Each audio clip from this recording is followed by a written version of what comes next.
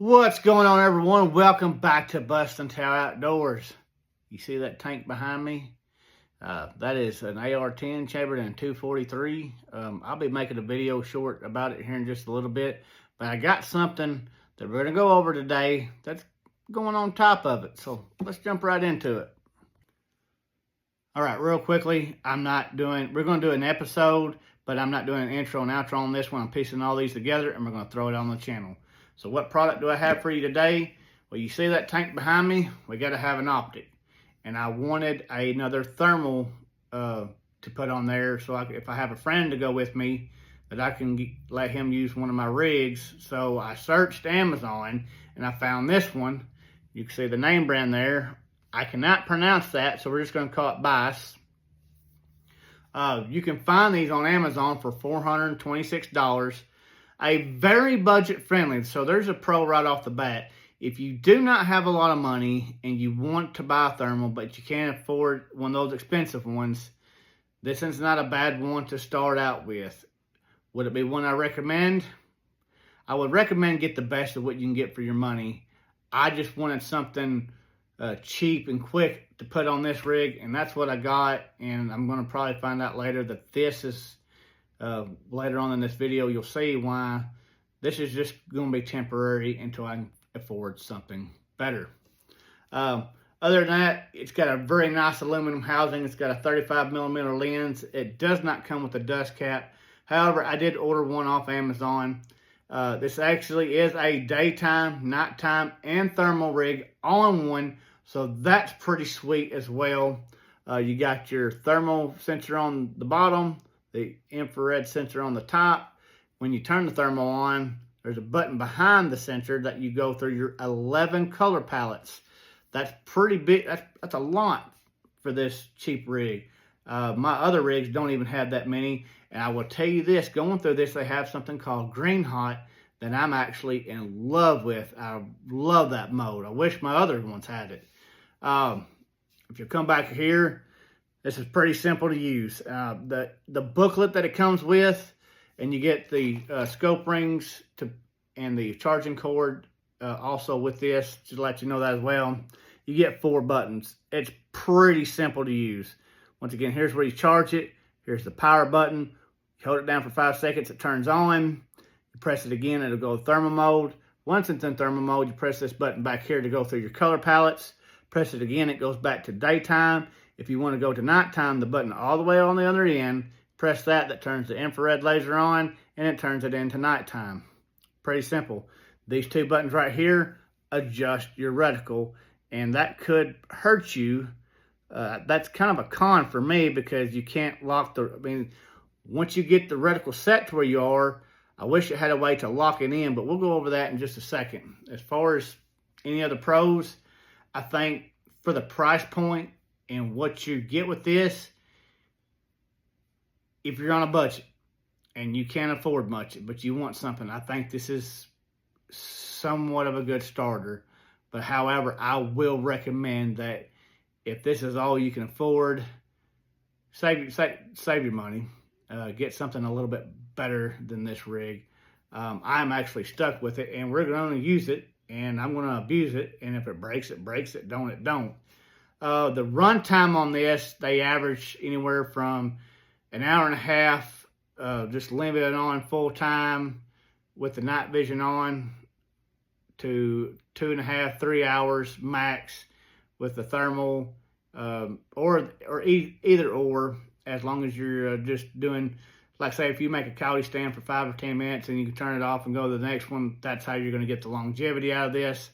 I plan to take a piece of Velcro and go get a little small battery pack to just stick to the side of this and just plug into it to actually have a better battery system.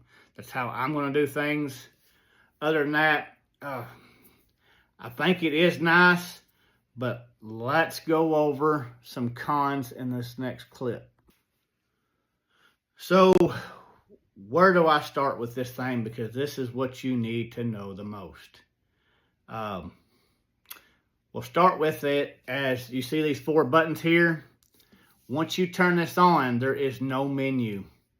There's not a menu to go adjust anything. Everything in this optic is fixed. You cannot zoom. It does not do any video recording. You do get a little bit of a focus with the daytime, nighttime hunting.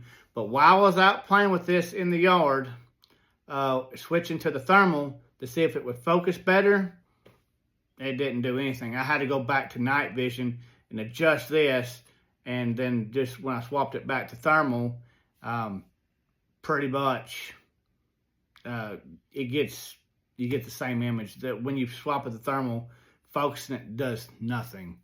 When you heard me say things about fixed, so once again, this thing has no zooms. So in the daytime, nighttime mode, it's a 7 times base magnification what you get. You don't get to zoom out, you don't get to zoom in for either or. So it starts out at 7 times base magnification. That's what you get. I think that's great for what it is. If you're with both modes, the day and thermal, I'm going to tell you that as long as it's within 200 yards, maybe 250 max, because they even say 276 yards is the max. But I'm going to tell you 200 within this scope, I think it's going to be about the best performance out of this scope. With the thermal, you only get 4 base magnification, and you don't get to zoom out or in on it as well. So there's something that I don't like about this rig at all. I'd like to be at 1 base magnification, and get the zoom, have the zoom button to where I can zoom in if I wanted to, but you don't get it. So it's all fixed. That's a big con in my book. Another con, like you heard me a while ago, it doesn't come with a dust cap. Both my rigs came with either built-in or came with one that you add on. Not a deal breaker, because you can order them. They're cheap. However, there is no cover to go over the thermal sensor or the infrared sensor. So that's kind of like, what the heck. But I got something that's actually going to cover all this, so for transport. You heard me say that this thing has no menu. So when you turn the power on, you basically get, like I said, once you hold that for 5 seconds, the screen turns on. You can't hold the power button to go into a menu because it doesn't have one. You can't adjust anything into this. Basically, the only thing you get to adjust is the reticle, and those buttons are right here in the middle. And so when you heard me say about a con a while ago, so when I get this sighted in, if anything bumps that button while it's on, it's going to change the reticle. So that's something that you're going to have to be super careful about. So remember, going cheap is not always the best. I'm not stuck with it, but I am going to use and abuse this. We're going to put it on the rig. If it lasts, it lasts. It don't, it don't. So other than that, I think that's about all the cons I've got for this. Once again, going over and not having a menu to adjust anything. Both the focus for nighttime, daytime, and the thermal is fixed. Can't zoom in and out. The focus not doing nothing on the nighttime part. Now, I will tell you this. I do believe that it is a 384 sensor, because the picture around just close is just as good as my CV life.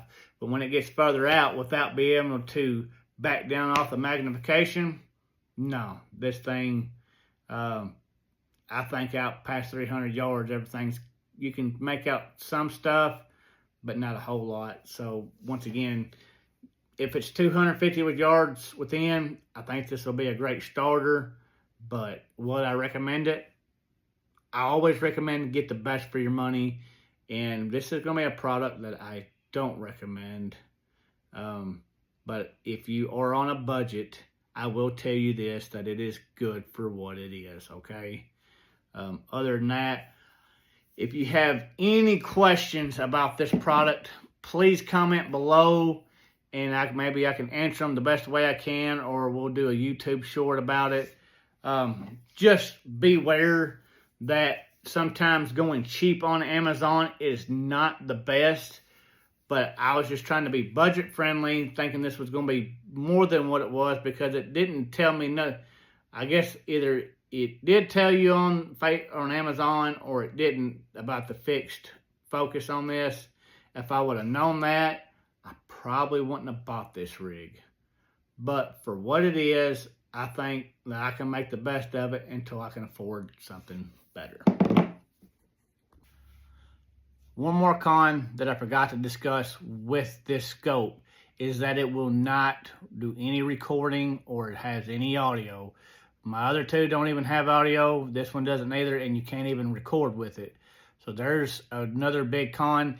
If you like shooting stuff for social media or YouTube content, you can't do it with this one, and that might be a kind of deal breaker for most. But if you don't care about doing social media stuff, it's still a great starter. Once again, I always highly recommend get the best of what you can afford.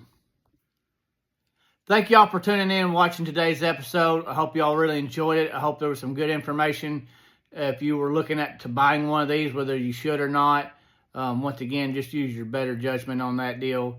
Man, I sure do appreciate you guys. If y'all like this style content, hit that like and follow button or subscribe button, however it says. It would sure mean the world to me. Got a lot of cool stuff coming down the pipeline you don't want to miss.